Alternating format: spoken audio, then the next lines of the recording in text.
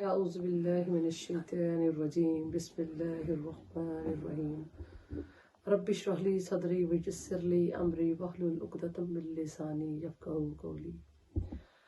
آج کا جو ہمارا موضوع ہے وہ ہے حفاظت قرآن،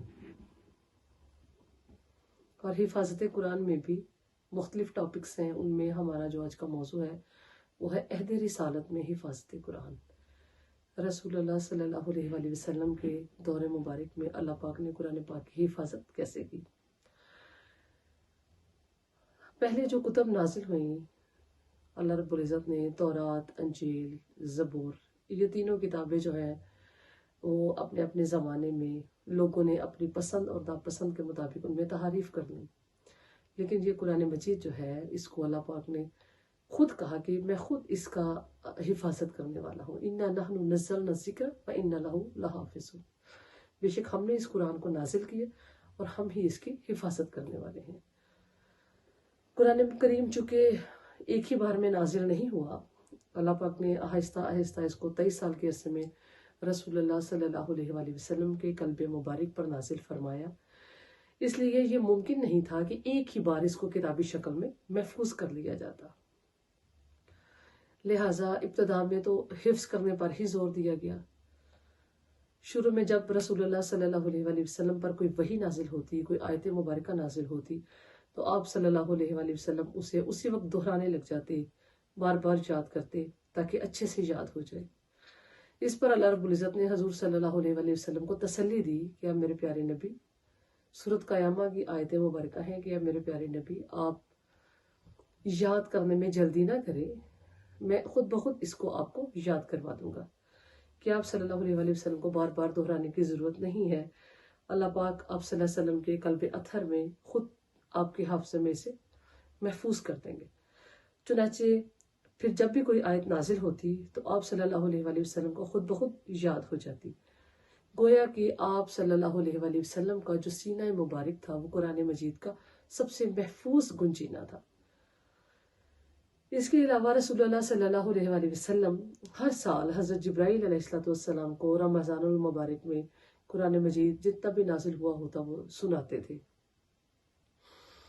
بلکہ جب رسول اللہ صلی اللہ علیہ وآلہ وسلم کا جس سال وصال ہوا، اس سال رسول اللہ صلی اللہ علیہ وآلہ وسلم نے 2 مرتبہ حضرت جبرائیل علیہ السلام کو قرآن مجید جو ہے وہ سنایا تھا۔ پھر آپ صلی اللہ علیہ وآلہ وسلم نے صحابہ کرام کو جو ہے وہ قرآن جتنی بھی آیات مبارک آپ صلی اللہ علیہ وسلم پر نازل ہوتی وہ انہیں بھی حفظ کروا دیتے، اور خود صحابہ کرام رضی اللہ تعالیٰ عنہما کو اتنا شوق تھا قرآن مجید کو سیکھنے کا، اس کو سمجھنے کا، اسے یاد کرنے کا، کہ ہر صحابی دوسرے صحابی سے آگے بڑھنے کی کوشش کرتا۔ بعض عورتوں نے تو یہاں تک کیا کہ اپنے شوہروں سے قرآن کریم کی آیات مبارکہ کے علاوہ کوئی بھی مہر طلب نہیں کیا۔ انہوں نے کہا کہ آپ ہمیں قرآن پاک کی تعلیم دیں تو یہی ہمارا مہر ہے۔ کیسی عظیم خواتین تھیں، کیسے عظیم ان کے شوہر حضرات تھے جنہوں نے اپنی بیویوں کو قرآن کی تعلیم دی، اور بیویوں نے بھی حق مہر جو ہے قرآن کو اپنے لیے مختص کر دیا۔ گویا کہ سینکڑوں صحابہ کرام نے، صحابیات نے اپنی زندگیوں کو قرآن حکیم کے لیے وقف کر دیا۔ حضرت عبادہ بن صامت رضی اللہ تعالیٰ عنہ فرماتے ہیں کہ جب بھی کوئی شخص مکہ سے ہجرت کر کے مدینہ آتا تو آپ صلی اللہ علیہ وآلہ وسلم اسے انصاریوں میں سے کسی ایک کے حوالے کر دیتے تاکہ وہ اسے قرآن سکھائے۔ چنانچہ تھوڑی ہی مدت میں صحابہ کرام کی ایک بہت بڑی جماعت تیار ہو گئی جنہیں قرآن مجید جو ہے وہ ازبر تھا۔ ان میں حضرت طلحہ رضی اللہ تعالیٰ عنہ، حضرت سعد، حضرت ابن مسعود، حضرت حذیفہ بن یمان، حضرت سالم، حضرت ابو ہریرہ رضی اللہ تعالیٰ عنہ، حضرت عبداللہ بن عمر، حضرت عمر بن عاص، حضرت معاویہ، حضرت عبداللہ بن زبیر، حضرت عائشہ رضی اللہ تعالیٰ، اور بھی بہت سے صحابہ کرام کی ایک نہ ختم ہونے والی فہرست جو ہے وہ اس سارے قرآن مجید کو حفظ کرنے میں شامل تھی، جن کے نام میں نہیں لے سکی، اور جن کے نام بہت سے صحابہ ایسے تھے جن کے نام کتب میں بھی شامل نہیں ہیں، لیکن انہوں نے قرآن مجید کی بہت خدمت کی اور قرآن مجید کو اپنے سینوں میں محفوظ کیا۔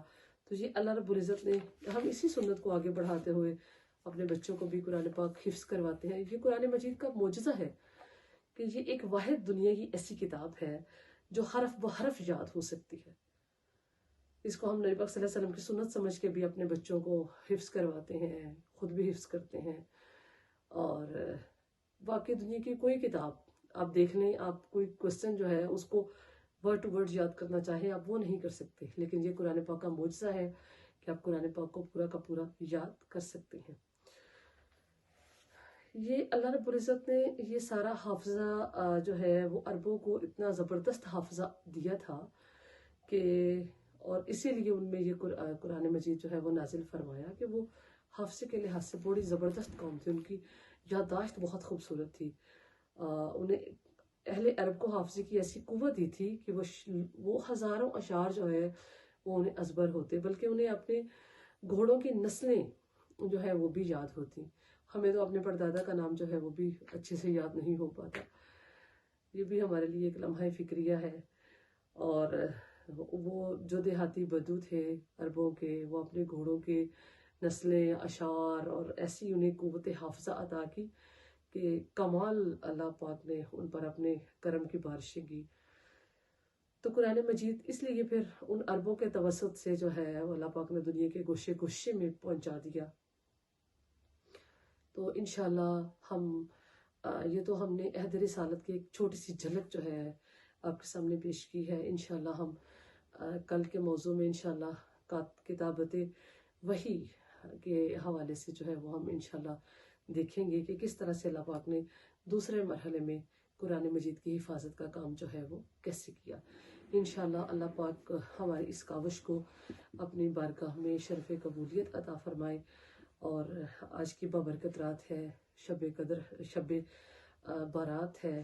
اللہ پاک اسے اپنی بارگاہ میں قبول کرے، ہم سب کی مغفرت کرے، ہم سب کا رزق میں برکت دے، ہم سب کی عمروں میں برکت دے، اور ہمارے گناہوں کی مغفرت کرے. قرآن مجید کو سیکھنے کی، اسے سکھانے کی، دوسروں تک پہنچانے کی توفیق دے. آپ بھی اس کار خیر میں اپنا حصہ ڈالیں. جو باتیں آپ سنتے ہیں یہ ہمارا فرض بنتا ہے، چونکہ اب قرآن مجید تو ایک مکمل کتاب ہے. ٹھیک ہے، اب نہ نبی آئیں گے، نبی بھی آخری تھے، کتاب بھی آخری ہے. تو جو ہمارے بعد آنے والے ہیں ان تک پہنچانا اللہ پاک کے پیغام کو. اب چونکہ نبی نہیں آئیں گے اس لیے یہ ہمارا کام ہے کہ ہمیں جو باتیں اللہ پاک کی طرف سے ودیت ہوئی ہیں، اللہ پاک کی طرف سے ہمارے علم میں، ہمارے نالج میں آئی ہیں، وہ ہم آگے جو ہے وہ دوسروں تک پہنچائیں. اور اللہ پاک اس کار خیر میں ہم سب کو اپنا حصہ ڈالنے کی توفیق دے، اور اسے ہمارے دلوں میں، ہمارے ذہنوں میں جو ہے وہ محفوظ و معمون رکھے. اور اللہ پاک ہم سب پر اپنا خاص رحمت اور کرم فرمائے. وما علینا الا البلاغ.